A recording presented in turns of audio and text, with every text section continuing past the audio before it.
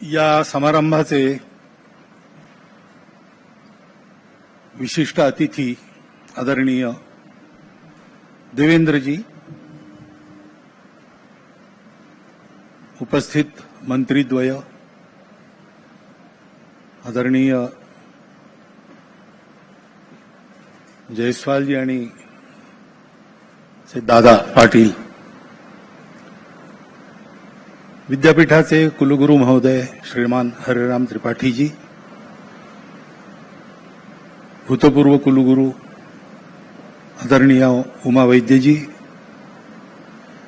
या विद्यापीठाचे पहिले कुलगुरू ज्यांच्या सतत प्रयत्नांमुळे आजचं या विद्यापीठाचं रूप हे आपण पाहू शकतो, ते आदरणीय डॉक्टर पंकज चांदे. खरं म्हणजे इथे बोलायचा अधिकार ज्यांना दिला पाहिजे, कारण ते सतत पूर्ण भारतभर संस्कृत लोकांनी बोलावं, शिकावं याच्याकरता आपला पूर्ण वेळ खर्च करतात, असे संस्कृत भारतीचे महामंत्री श्रीमान शिरीष देव पुजारीजी, विद्यापीठाचे अन्य सर्व पदाधिकारीगण, विद्यार्थी बंधू भगिनी, उपस्थित नागरिक सज्जन, माता भगिनी. खरं म्हणजे देवेंद्रजींच्या भाषणानंतर आता इथे बोलावं असं काही शिल्लक नाही आहे, कारण बोलण्याचे अशा समारंभातले दोन भाग असतात. एक जो विषय आहे, संस्कृत विद्यापीठामध्ये काही विकास झालेला आहे, त्यानिमित्त काही भवनं तयार झाली, त्यांचं लोकार्पण, तर संस्कृत वगैरे हा विषय, याच्या संबंधित थोडं बोलणं. सूत्ररूपात ते सगळं येऊन गेलेलं आहे आणि हे विकसनशील विद्यापीठ आहे, अजून पूर्ण विकास व्हायचा आहे. त्याच्यामुळे शासनाकडून अपेक्षा असतात, तर त्याचा उल्लेख होतो आणि त्यावर काही सांगावं लागतं. तो अधिकार तर जे शासनात आहेत त्यांचाच आहे आणि त्यांनी त्यासंबंधीही निवेदन केलेलं आहे. त्याच्यामुळे तसं शिल्लक काही नाही. परंतु जो पहिला विषय आहे त्यासंबंधी आपण सगळ्यांनी खूप विचार करण्याची गरज आहे. आज आपण पाहतो, परिस्थितीही आपल्याला सांगते आणि देशाचे सूत्रसंचालक लोकही आपल्याला सांगत असतात. विचार कुणाचा काही असो, एका बाबतीत सगळ्यांचं एकमत आहे, भारताला आता आत्मनिर्भर, स्वनिर्भर व्हायला पाहिजे. आपल्या बळावर आपली प्रगती होईल. तर ते बळ कोणचं, तर एक बाहेरून दिसणारं बळ असतं, बलबुद्धी विद्या असं ज्याला म्हणतात, ते वाढलं पाहिजे. परंतु या सर्व बलांच्या पाठीमागे प्रत्येकाची अस्मिता असते. त्या अस्मितेतून त्याचं तयार झालेलं चित्त असतं, मन आणि बुद्धी असते. त्याच्या बळावर सगळा विकास, सगळी प्रगती होते. आपल्याकडे अशी एक गोष्ट आहे की नृसिंहावतारात हिरण्यकश्यपूचा वध झाला. देवानी आनंदाने स्वर्गातून पुष्पवृष्टी केली, पण त्यांना वाटलं की आता हा गेला राजा, त्याच्यामुळे हे राज्य आपल्याकडे येईल. पण ते प्रल्हादाला मिळालं, तो दैत्य वंशातलाच. त्याच्यामुळे इंद्र गडबडला. पण त्यांनी बृहस्पतींना विचारलं, आता काय करू? तर बृहस्पती म्हणाले की आता काही करू नको, याचं राज्य चालू दे. हा विष्णू भक्त आहे, सत्शील आहे, सर्व दृष्टीने योग्य आहे. सावकाश काही हजार वर्षांनी जाऊन तू त्याच्याकडून मागून घे काहीतरी. इंद्राने तसं केलं. काही हजार वर्ष प्रल्हादाचं राज्य चालल्यानंतर इंद्र एक दिवस याचकाचा वेश धरून त्याच्या सभेत गेला आणि प्रल्हादाला त्यांनी म्हटलं महाराज आपली प्रतिज्ञा आहे, जो मागायला येतो त्याला तुम्ही देता, तसं मला द्याल असं वचन द्या. प्रल्हाद म्हणाले की तू इंद्र आहे हे मी ओळखलं आहे आणि तू माझं राज्य मागशील ही माझी समजूत आहे, म्हणजे अशी अटकळ आहे. पण माझी प्रतिज्ञा आहे, याचक म्हणून जो येईल तो जे मागेल ते द्यायचं, त्याच्यामुळे खुशाल माग, मी सगळं राज्य देतो तुला. इंद्र म्हणाला नाही नाही, तुमचं राज्य चांगलं चालू आहे, तुम्ही सगळं पालन पोषण प्रजेचं उत्तम करतात, ते नाही मागत मी तुम्हाला, पण मी मागेन ते द्याल. तर प्रल्हादांनी म्हटलं दिलं वचन. मी इंद्र म्हणाला तुमचं सत्व द्या. तर प्रल्हादांनी पाणी मागून पाणी सोडलं सत्वावर, माझं सत्व इंद्राला दिलं. असं म्हटल्यावर ते सत्व एका पुरुषाचा आकार धारण करून प्रल्हादाच्या शरीरातून इंद्राच्या शरीरात गेलं. प्रल्हादाने विचारलं तुम्ही कोण, माझ्या शरीरात काय करत होता आणि इकडे कुठे चाललास? त्यांनी सांगितलं तू दिलायस मला इंद्राला, मी तुझं स्वत्व आहे. स्वत्व इंद्राकडे गेल्यावर आणखीन एक पुरुषाकृती प्रल्हादाच्या शरीराच्या बाहेर आली. प्रल्हादाने विचारलं तू कोण आता, तू कुठे चाललास? म्हणे मी तुझं बल आहे, शक्ती आहे. जिथे स्वत्व असतं तिथे शक्ती असते. मग तू ते स्वत्व देऊन टाकलं तर मी आता इंद्राकडे चाललो. तिसरी पुरुषाकृती बाहेर आली. पुन्हा प्रल्हादाने विचारलं, तेव्हा मी तुझं ओज आहे. जिथे स्वत्व आणि बल आहे तिथे ओज असतं. हे दोघंही तिथे आहेत, त्याच्यामुळे मी चाललो. आणि नंतर एका महिलेची आकृती बाहेर आली. प्रल्हादाने विचारलं माते तुम्ही कोण, तिथे का चाललात? तिने म्हणे मी तुझी लक्ष्मी आहे, जिथे स्वत्व बल आणि ओज असतं तिथे लक्ष्मी राहते. ही तिन्ही आता इंद्राकडे गेल्यामुळे मी इंद्राकडे चाललो. एका स्वत्वहरणातून इंद्राने प्रल्हादाचं सर्वस्व हिरावून घेतलं. तात्पर्य काय की या सगळ्या गोष्टी घडतात कशा? आपल्या स्वत्वावर आपण पक्के असतो, आपल्या रोमारोमात आपलं स्वत्व भिनलेलं असतं आणि ते प्रत्येक गोष्टीतून प्रगट होतं, तेव्हा मनुष्य स्वनिर्भर होऊन राहतो.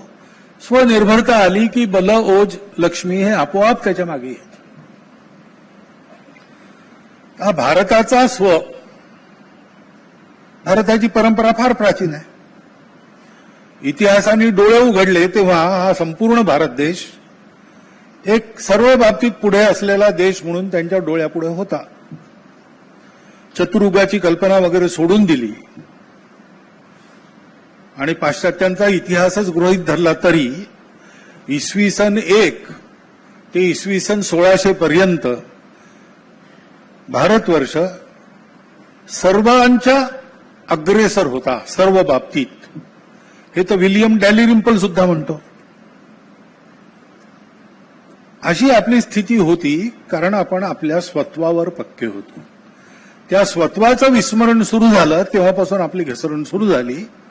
ती घसरण होता होता आपण परकीय आक्रमकांचे भक्ष बनलो आणि त्या परकीय आक्रमकांच्या शेवटच्या म्हणजे आतापासून हे स्वातंत्र्य ज्यांच्याकडून घेतलं आपण, ते आक्रमक असे होते की त्यांनी आपल्या बुद्धीलाही गुलाम करायची एक पद्धत विकसित केली. त्याच्यामुळे आत्मनिर्भर स्वनिर्भर व्हायचं असेल तर आपलं स्वत्व आपल्याला पूर्णपणे कळलं पाहिजे, सापडलं पाहिजे. आणि इतकी प्राचीन परंपरा आपल्याकडे विकसित झालेली आहे. तो आपला स्वभाव, भाव असतो. स्वत्व म्हणजे भाव असतो. ती काही मटेरियल गोष्ट नसते, भौतिक वस्तू नसते, जड वस्तू नसते. तो भाव असतो. भाव प्रकट करण्याचं एकच साधन आहे. भाव भाषेतून प्रकट होतो. भाषेतून भाव प्रकट होतो, त्यातून माणसांचा जीवन व्यवहार उभा राहतो आणि त्या जीवन व्यवहाराची फलितं असतात. त्या फलितातलं पहिलं फलित पुन्हा भाषाच आहे. जसे भाव असतील, जसा समाजाचा भाव असेल तशी त्याची भाषा असते. मग अगदी सहजपणे पश्चिमेने एक वाक्प्रचार विकसित केला.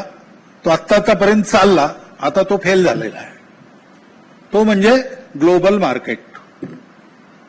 हे काय आहे? जो स्वभाव आहे तो भाषेत प्रगट झाला. आता आपण थोडे प्रगत झालो, आपलं बळ वाढलं, मग जगातले सगळे लोक G20 करता आपल्या देशात आले. आपणही एक आपला वाक्प्रचार फेकला, काय वसुधैव कुटुंबकम. ते ग्लोबल मार्केट म्हणतात, आपण ग्लोबल फॅमिली म्हणतो. हा फरक कसा आला? हा फरक भावामुळे आला. त्या भावामुळे भाषा बदलते. भाषा आहे त्या भावाचं फलित आहे. हे चक्र, भाषेतून भाव, भावातून व्यवहार, व्यवहारातून भाषा, भाषा हे चालू असतं. आणि त्याच्यामुळे आपली ही परंपरा, आपला हा भाव विकसित करणारी किंवा जिच्या आधाराने विकास झाला ती भाषा संस्कृत आहे. ती कळली पाहिजे सगळ्यांना. आणि तो भाव कळून त्याच्या आधारावर जीवन व्यवहार झाला तर त्यातून संस्कृतचाही विकास होईल. देशकाल परिस्थितीनुसार भाषेचाही विकास होत असतो. प्रचंड विकास जो भारताने भूतकाळात केला होता त्याच्या आधारावर सगळ्यात जास्त संपदा शब्दांची असलेली भाषा संस्कृत झाली. ती भाषा जननी सुद्धा झाली. जगातल्या अनेक भाषांचं मूळ संस्कृतमध्ये आहे. सर्व भारतीय भाषांची ती जननी आहे. ती आणखी विकसित होईल, पण ती जीवन व्यवहारात आली पाहिजे. म्हणजे ती आपल्याला बोलता आली पाहिजे. केव्हाही ग्रंथातलं बोलणं हे कमी लोकांना जमतं कोणत्याही भाषेत. जीवन व्यवहारातली भाषा ही बोली असते. त्या बोलीभाषेत सगळे लोक बोलतात. तर संस्कृत भाषा ही शास्त्राची भाषा आहे. त्याचंही अनुसंधान हे झालं पाहिजे. आणि त्यातून उत्पन्न होणारे जीवन व्यवहाराचं फलित पुन्हा ती भाषा समृद्ध होणे असलं पाहिजे. ती बोलचालीची भाषा झाली पाहिजे.